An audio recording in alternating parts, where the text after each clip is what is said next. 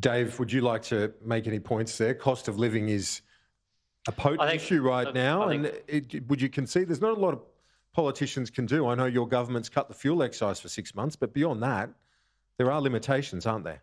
Well, I think we've done a lot to address cost of living pressures, including in the last budget, and I think it's an incredibly important issue. Yes, we've cut the fuel excise levy for 6 months, and you've seen petrol prices at the pump go from something like $2.20 a litre down to about $1.70 per litre. But we've also increased the low and middle income tax offset for this year, which will benefit about 51,000 taxpayers here in Wentworth. We've also got to keep a lid on inflation because inflationary pressures are building in the economy as well. And we're putting in place policies, including withdrawing fiscal stimulus from the economy to make sure that inflation is under control.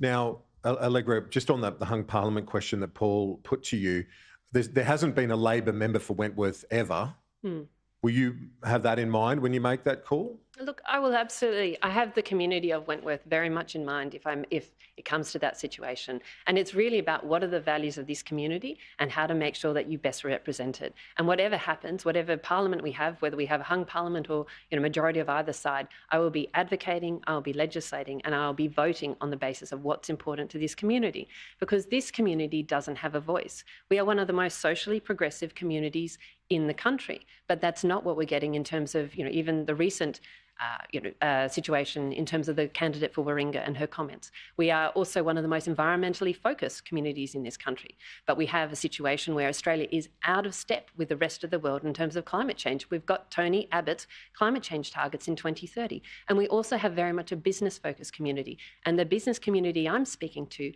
is saying they are crying out for policy certainty around climate change, but also around these other areas that I just talked about in terms of skilled migration and other areas. So it's possible you could support Labor if they have the policies that align, because if you look at their prescription at the moment, it's closer to your 50% reduction goal of emissions by 2030. So that sounds like it's a possibility. Look, I said I'm open to work with either side of government. I'm someone who's used to building relationships. And the thing for me is but regardless of who actually forms government, issue by issue, I can vote for this community. And so regardless of who government is, I can make policy better on that basis.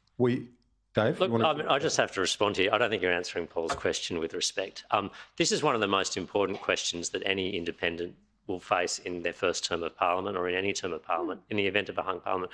Which party will you support to form government? And if you're not being upfront with the electorate now and telling them which party you're going to support, I think you're being dishonest with them. You've got to level with them. You've got to say, if I'm elected, this is who I'll support. But I think the point and the reason why I'm not saying that is, one, I have not made up my mind. It depends what comes on the negotiating. Will you make up your mind before the election? No, it depends on what happens on the negotiating table on the day.